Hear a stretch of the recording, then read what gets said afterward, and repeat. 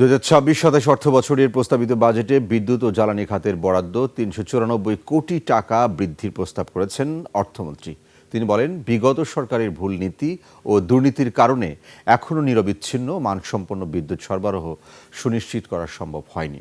Capacity চার্জের নামে লুটপাটের কারণে বছরে এ খাতে ভর্তুকির পরিমাণ ৪০,০০০ কোটি টাকা ছাড়িয়েছে বলেও উল্লেখ করেন তিনি। আরও জানাচ্ছেন সঞ্জয় অধিকারী। আগামী অর্থবছরের প্রস্তাবিত বাজেটে বিদ্যুৎ ও জ্বালানি খাতের জন্য মোট ১৭,৩৪৫ কোটি টাকা বরাদ্দের প্রস্তাব করা হয়েছে, যা সদ্য সমাপ্ত অর্থ বছরের তুলনায় ৩৯৪ কোটি টাকা বেশি। এর মধ্যে জ্বালানি ও খনিজ সম্পদ বিভাগের জন্য ২,৩৪৯ কোটি টাকা ও বিদ্যুৎ বিভাগের জন্য ১৪,৯৯৬ কোটি টাকা বরাদ্দের প্রস্তাব করা হয়েছে।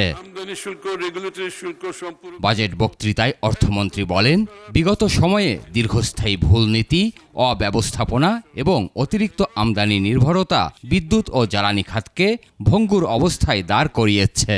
সংকট কাটাতে বড় ধরনের নীতি পরিবর্তনের উদ্যোগ নেওয়া হচ্ছে। বিগত সরকারের সময়ে সম্পাদিত বেশ কিছু মেগা প্রকল্পে একতরফা বিতর্কিত শর্ত যুক্ত থাকায় বিদ্যুৎ আমদানি ও ক্রয়ে অতিরিক্ত ব্যয়ের বোঝা আমাদের উপর চেপে বসেছে। এখানে বার্ষিক ভর্তুকির পরিমাণ ৪০,০০০ কোটি টাকা ছাড়িয়ে গেছে। মধ্যপ্রাচ্য যুদ্ধের প্রভাবে আন্তর্জাতিক বাজারে জ্বালানি তেল, এলএনজি ও সারের দাম দ্বিগুণেরও বেশি বেড়ে গেছে, যা সার্বিক মূল্যস্ফীতি ও সরকারি ভর্তুকির ওপর তীব্র চাপ সৃষ্টি করেছে। বিদ্যুৎ খাতের উন্নয়নে সর্বোচ্চ গুরুত্ব প্রদানের পাশাপাশি বিদ্যুৎ উৎপাদন, সঞ্চালন ও বিতরণে স্বল্প, মধ্য, দীর্ঘমেয়াদী পরিকল্পনা গ্রহণ ও বাস্তবায়নের উদ্যোগ গ্রহণ করেছি। সরকারের দীর্ঘমেয়াদী লক্ষ্য অনুযায়ী ২০৩০ সালের মধ্যে দেশের বিদ্যুৎ উৎপাদন সক্ষমতা ৩৫,০০০ মেগাওয়াটে উন্নীত করা হবে বলেও উল্লেখ করেন অর্থমন্ত্রী। লক্ষ্য অর্জনে জোর দেওয়া হবে নবায়নযোগ্য জ্বালানি তথা সৌর বিদ্যুতেও।